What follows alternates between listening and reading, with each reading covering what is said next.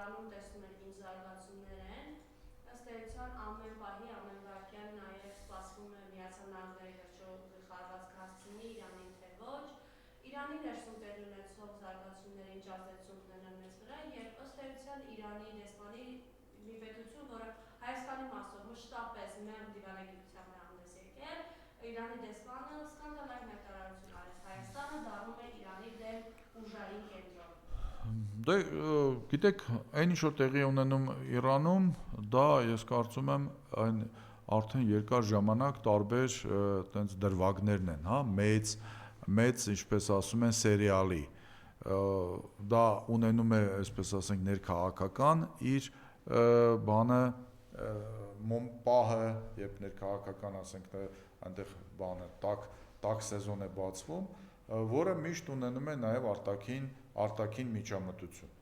Երբեմն այդ արտաքին միջամտությունը նաև լինում է ուղղակիորեն, այսինքն ռմբակոծությունների տեսքով, հրթիռակոծումների տեսքով, 12 օրյա պատերազմի տեսքով։ Սա ես կարծում եմ հերթական ֆազան է փորձել Իրանում այսպես իշխանափոխություն իրականացնել։ Հիմնականում իշխանափոխություն իրականացնել, բնականաբար փորձելով փոխել եւ Իրանի քաղաքականությունը եւ ռազմաքաղաքական դոկտրինը, իսկ որոշ դեպքերում ես կարծում եմ նաեւ կան ծրագրեր Իրանի աշխարհագրությունը, այսինքն քարտեզը փոխել, բառի բուն իմաստով քարտեզը փոխել այս առումով։ Ինչ տեղի կունենա Իրանում, բարդ է ասել, որովհետեւ Իրանում առնվազն մի քանի գործընթացներ են գնում, մի կողմից իհարկե վերջի շաբաթվա ընթացքում թեժությունը ներսի հակամարտությունների զգալիորեն կարծես թե նվազել է, որովհետև Իրանի այսօրվա ղեկավարությունը ավելի վերահսկելի է դարձրել իրավիճակը տարբեր մեթոդներով, այդ թվում նաև ընդդիմադիր այդ բաների, զանգվածների կազմակերպվածությունը թույլատնելով, այդ թվում ինտերնետ անջատելով, Starlink-ի խափանմամբ եւ այլ, այսինքն զուտ կազմակերպչական առումով եւ ավելի շատ ոչ թե ավելի, այլ շատ կոշտ միջոցների դիմելով զոհեր կան եւ այլ ձերբակալվածներ, այսինքն բայց ամեն դեպքում կարծես թե իրավիճակը ավելի վերահսկելի է դարձել այսօրվա իշխանությունների համար։ Բացի դրանից համենայն դեպս տպավորություն կա, որ Իրանի ներսում վարչախմբի իշխանության ներսում եղած այտենց որոշակի տարանբռնումները, տարաձայնությունները այս իրավիճակը կարծես թե գոնե ժամանակավոր, այսպես ասենք, իրենց համերաշխություն է հաղորդել այս առումով։ Եվ բացի դրանից այս ֆոնի վրա նույնիսկ ամենաթեժ ֆազայում միշտ շարունակվել են ոչ հրապարակային Միացյալ Նահանգների եւ Իրանի միջև բանակցությունները, ասենք Ուոտկոֆի, մեկ էլ եւ Արաքչիի միջև բանակցությունները անընդհատ դրա մասին խոսվում է, դրա մասին ասվում է տարբեր ֆորմատներով, այսինքն ինչ որ բանի մասին այնուամենայնիվ խոսում են եւ դա կարեւոր է։ Ես կարծում եմ այն հայտարարությունները, որ հիմա արդեն օգնություն է գալիս է կամ վաղը մյուս օրը այսօր սա խփելու են Իրանին ամերիկացիները եւ այլը, դա նույնպես բանակցային ռեսուրսը ուժեղացնելու խնդիր ունեն, այսինքն որոշակի ավելի շատ դերևս այդ խնդիրը ունեն։ Որոշում կարծում եմ չկա որ բանով գնալ, որ ուղղությամբ գնալ, որովհետեւ ռմբակոծելը դա նշանակում է, որ բանակցությունները որևէ արդյունք չեն տալիս։ Այսինքն ռմբակոծումը նաև կարող է նշանակել, որ բանակցությունները շարունակվում են, բայց բանակցությունները, քանի որ զրոյական կետի վրա են կամ ինչ-որ տեղից չեն շարժվում, որևէ մի կողմը փորձում է իր արգումենտները ավելի հստակ դարձնել, ավելի ուժեղ դարձնել, օրինակ։ Այս պայծրությամբ բնականաբար դժվար է հասկանալ ինչ վիճակ է, բայց ավելի կայուն է, քան օրինակ մի շաբաթ առաջ։ Եվ երբ Իրանի նորանշանակ դեսպանը անմիջապես ընդ որում Միրզոյան Ռուբիո այդ բանակցությունների եւ հայտարարությունների ֆոնին ասուլիս է հրավիրում եւ բավականին կոշտ հայտարարություն է անում, շատ կոշտ հայտարարություն, ընդ որում նաեւ ես երևի թե կարևոր է որպեսզի մենք ուշադրություն դարձնենք այն փաստի վրա, որ դեսպանատունը դա բնականաբար արտգործնախարարության ստրուկտուրա է, կառույց է, միշտ համարվել է, որ այնտեղի նախագահը արտգործնախարարությունը դա ռեֆորմիստներն են, դրանք ավելի փափուկ, այսպես ասենք, կողմնակիցն են եղել, փափուկ դիրքորոշումների կողմնակիցն են եղել Հայաստանի հանդեպ, Հայաստանի վարած քաղաքականության հանդեպ, տրանսֆորմացիաների հանդեպ եւ տրիպի հանդեպ, իսկ հոգեվոր առաջնորդները կամ հոգեվոր իշխանությունը եւ քսիրը կորպուսը իսլամական հեղափոխության պաշտպանների իրենք ավելի կոշտ են եղել, հիմա մենք տեսնում ենք, որ այսպես կոչված ռեֆորմիստների տակ եղած դեսպանատունը, հա, բանի արտգործնախարարության տակ եւ նոր դեսպանը ամենակոշտ հայտարարությունն է անում Հայաստանի վարած քաղաքականության նկատմամբ, Հայաստանի վարած դիրքորոշման նկատմամբ Իրանի այսօրվա իշխանությունների հանդեպ ուղղակիորեն հայտարարելով, որ Իրանում տպավորություն է ձևավորվում կամ ընդ գնահատում են իրավիճակը այնպես, որ Հայաստանը դառնում է Իրանի թշնամիների բազաներից մեկը, հա, բազաներից մեկը եւ այլն։ Բնականաբար իրենք դրանով ուզում են ուղղակիորեն ասում են, որ Հայաստանը կարծես թե դառնում է հակաիրանյան պայքարի բաներից, հենարաններից մեկը, ինչպես օրինակ ժամանակին բանի մասին էր խոսք գնում, Ադրբեջանի մասին էր խոսք գնում, որպես իսրայելական ազդեցության երկիր, գնում է, նորից եմ ասում, այո, եւ իրենք դրա մասին են ասում, այսինքն իրենք շատ լավ հասկանում են, որ Հայաստանում իրենք ակնարկում են, որ իրենք քանի որ շատ լավ գիտեն, որ եթե Հայաստանի իշխանությունները չեն ուզում, որ որևէ ցույց կամ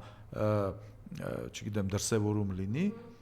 զանգվածային, ապա ինչպես են ցրում, ինչ դաժանությամբ են ցրում եւ ցանկության դեպքում հենց այդպես էլ անում են եւ իրենք եկել են այն եզրակացության, որ եթե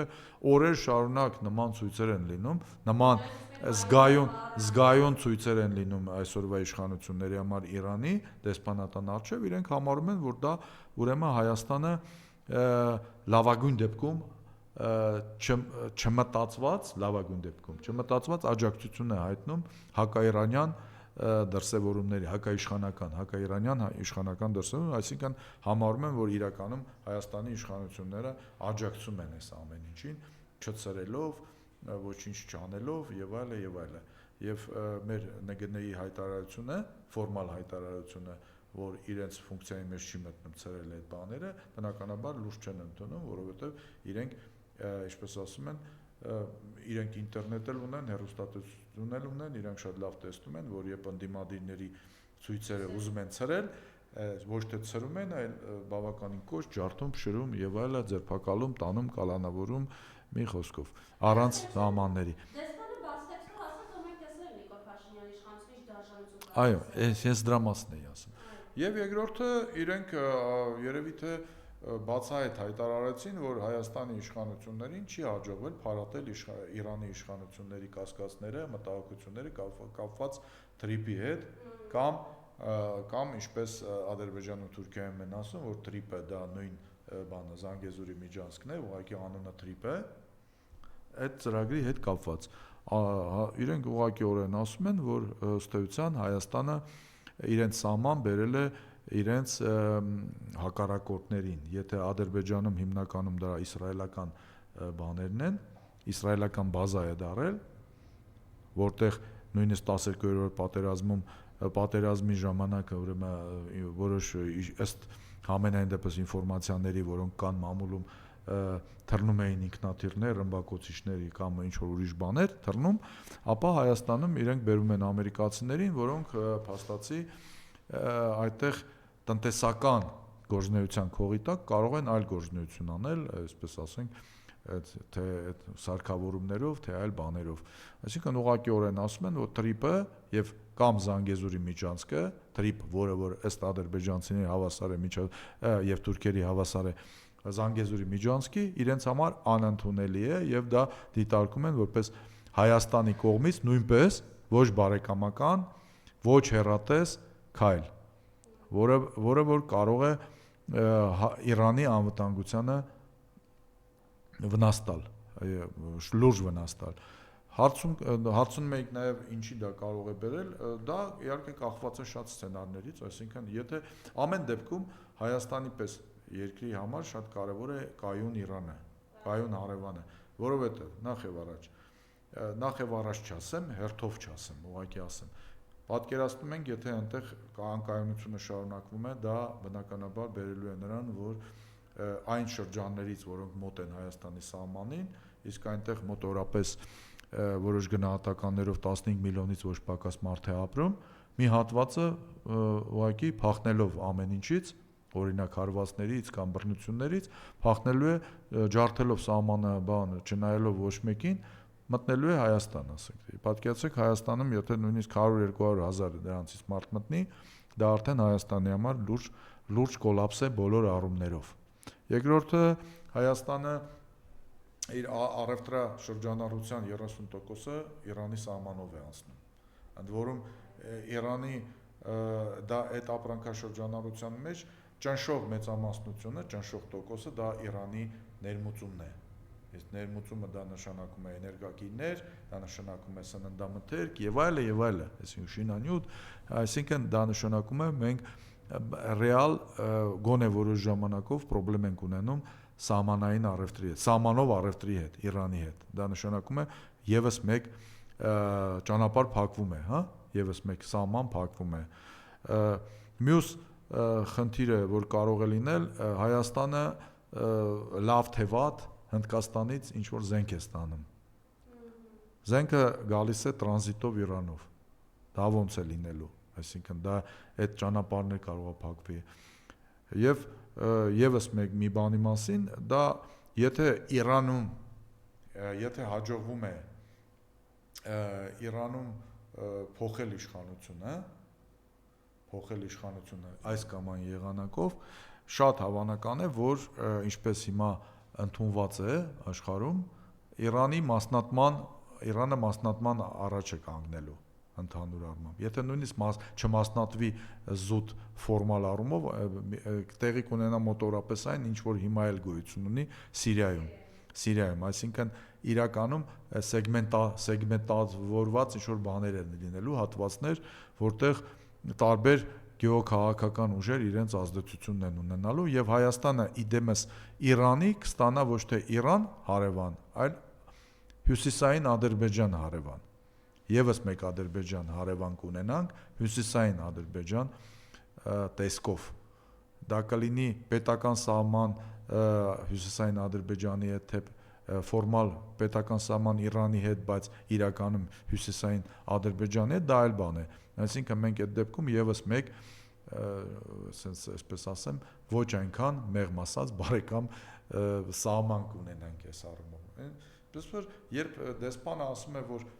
այս ամեն ինչը հայերը տուժելու են այս ամեն ինչից, ես կարծում եմ, սա ամեն ինչը շատ պարզ է, շատ պարզ անզեն աչքով էլ է երևում, թե ինչպես են։ Եվ ամենակարևոր բաներից մեկը այն է, որ դեսպանը ուղղակիորեն հայտարարեց, որ իրենք Հայաստանի նեղ օրերին միշտ աջակցել են Հայաստանին եւ իրենք կհիշեն, Իրանի ժողովուրդը կհիշի, որ